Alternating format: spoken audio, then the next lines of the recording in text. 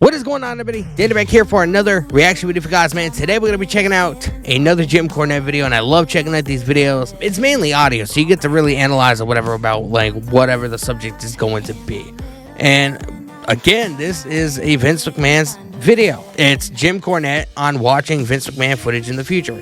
He's obviously referencing the fact that, you know, Vince McMahon is pretty much canceled at this point, you know, because of these sex trafficking allegations and everything that's going on in his personal life that is translated to, you know, using WWE money, millions of dollars in NDAs and stuff like that.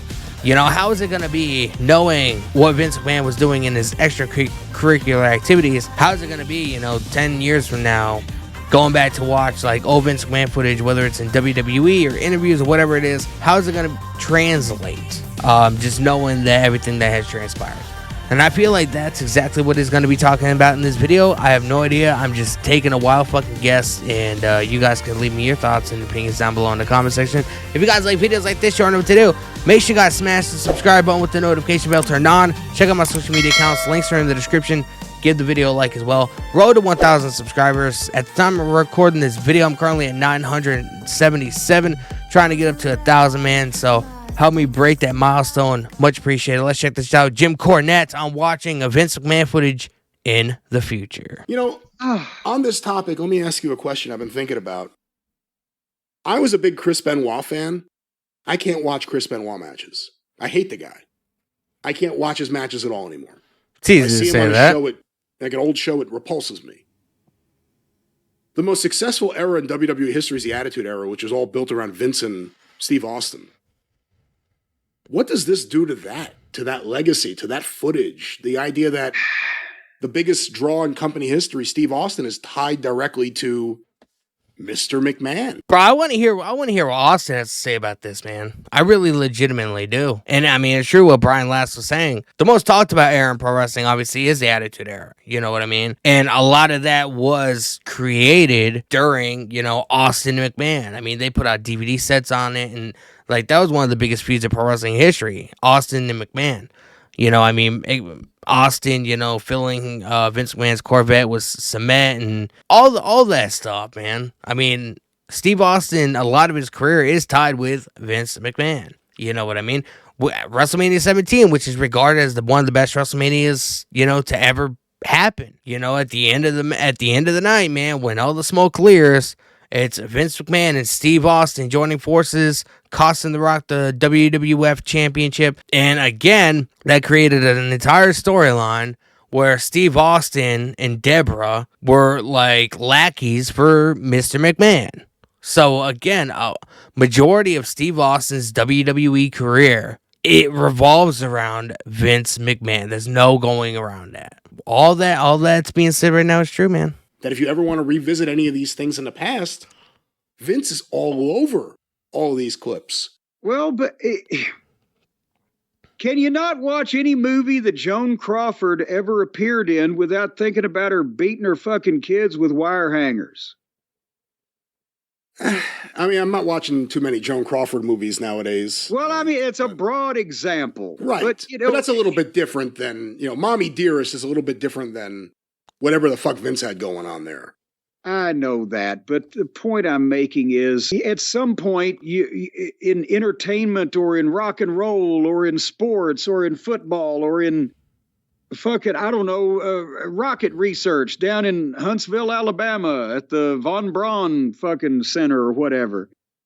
There's going to be shitty people that do great things in a field that you're interested in.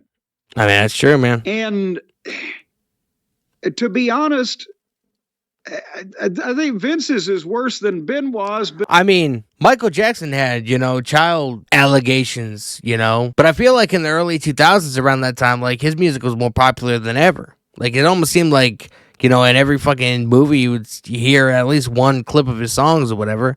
You know what I mean? Yeah. I mean, it didn't dwindle his career much. You know, kept him, you know, he got a little bit more strange and weird and, you know, peculiar. But to me, I can watch a Chris Benoit match and I get sad because of that, you know, that great kid that whose brain melted and went crazy and did all those things.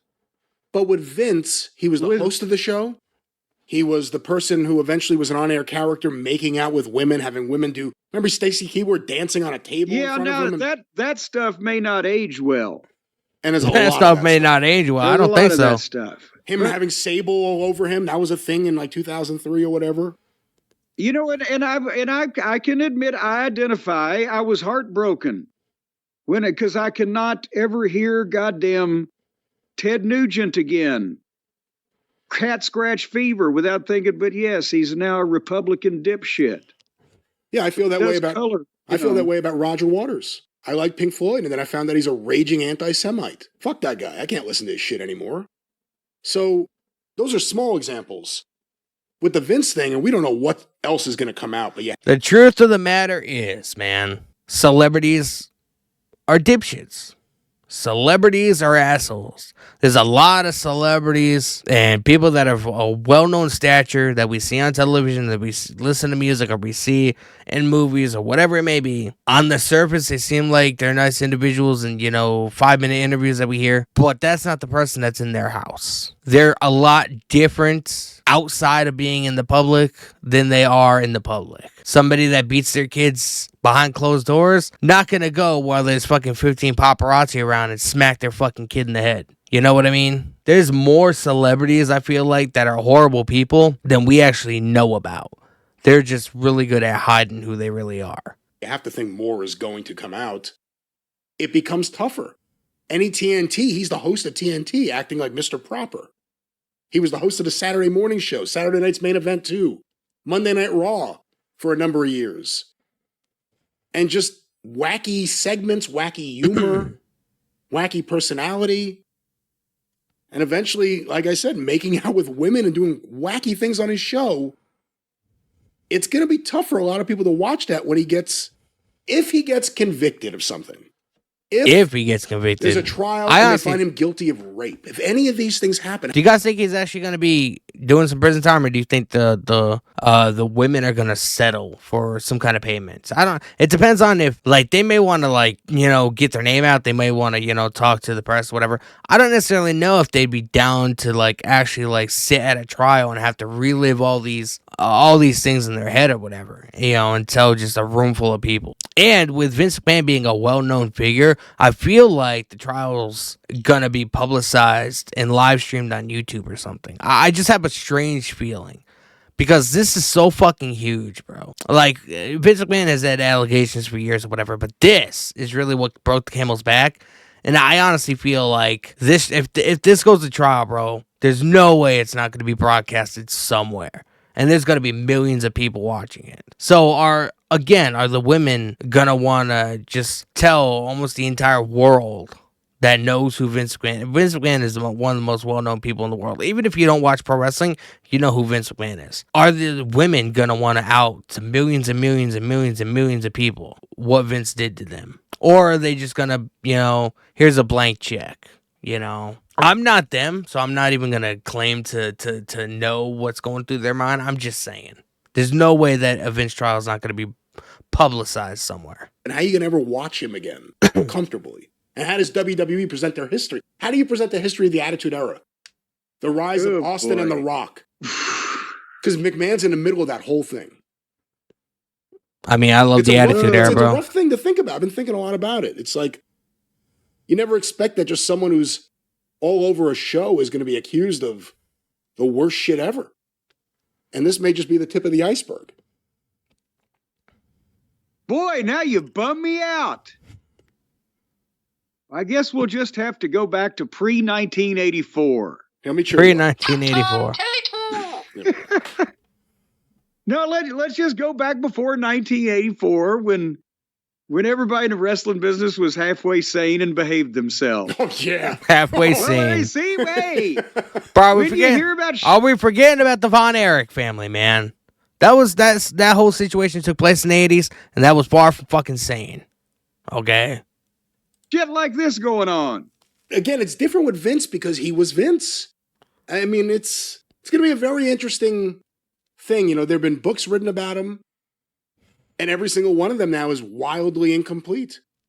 Anything ever written about him or talked about him is wildly incomplete because this is going to be The coda. This is going to be the final This is chapter. Of the story. It's going to be Vince either going to jail or going home in disgrace or somehow winning this trial, but a lot of people aren't going to think anything except about the accusations, or he's going to lose the trial, not go to jail, and have to pay punitive damages of $100 million for someone who he shat on. Like, this is a bad ending, and it's going to taint everything that came before it. Well, we said the other day, he probably won't live long enough just chronologically to redeem. Vince McMahon's gonna live till he's fucking 2,000 years old, man. Let's face it. The dude's fucking 78 and he fucking deadlifts 500 pounds. Are you kidding me? My grandmother's fucking 80 and she can barely get out of a rocking chair. So, you know, people sooner or later always forget this will take a little while, and he may not have that while. And you have to, the other thing that's, you know, it's kind of superficial with all this, but him changing his face, the plastic surgery, the dyed hair, the mustache, all the things that suddenly happened. What triggered that? He had a very distinct look his entire career. Even when he went gray, he looked one way, and then all of a sudden he became a different looking person.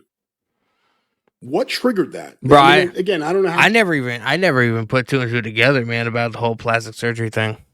I just assumed he looked like that with age. I never gave it too much thought. Much that ties into all this, but you know what? It's the same period of time. No, he was setting up the insanity defense. Vincent the Chin Gigante, right? That's a bathrobe. Yeah. Instead of the bathrobe and slippers, he's shuffling around looking like goddamn Snidely Whiplash. People obviously thought that he was demented. That's what he was going for. Now he's gonna clear his name by pleading complete batshit insanity. Vince McMahon's midlife crisis at fucking 78 years old. Huh, Brian? Oh, I don't know if I want to take that bet. I can't. You gonna bet me? I don't feel comfortable either way taking that bet. No. What are the odds on that? Can we look up the DraftKings sports book and get the odds on that? Are they taking odds on whether Vince is declared batshit insane? This was a 13-minute video, but it was only like 4 or 5 minutes of Vince McMahon talk, man. So we ended that abruptly. I haven't gone to go back to look at any of that old footage or whatever of like the Attitude Era and, you know, the Austin McMahon stuff, whatever, since the allegations have come out. I have no idea if that's going to deter me from wanting to watch it, because I've known for a long time Vince McMahon was a piece of shit.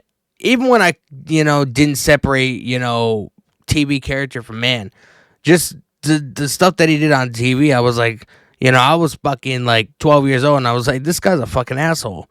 You know what I mean? So I don't think it'll be too hard for somebody like me to separate the two. But somebody that's maybe only a casual fan that doesn't really have like any kind of admiration for what the Attitude Era is, or any kind of nostalgia feeling for what the Attitude Era is. And I'm saying the Attitude Era and maybe the Ruthless Aggression Era, whatever, because that was like, those were the eras of Vince. You know what I mean? It's not going to be hard for me to separate, you know, the two, but it may be for somebody else that doesn't have any kind of nostalgia ties to what the Attitude Era brought them as a child. So, anyway, man, let me know what you guys think in the comment section below. If you guys go back to watch any Vince McMahon footage, is it gonna, you know, is it gonna be different? Is it gonna be too different than how you looked at it before as opposed to now since these allegations have come out? Let me know in the comment section below. I want to read your thoughts and opinions. Make sure you guys smash the subscribe button with the notification bell turned on. Check out my social media accounts. Links are in the description. Give the video a like as well. And I'm on the road to 1,000 subscribers, man. Help me reach that milestone. Much appreciated. See you guys next time. Peace.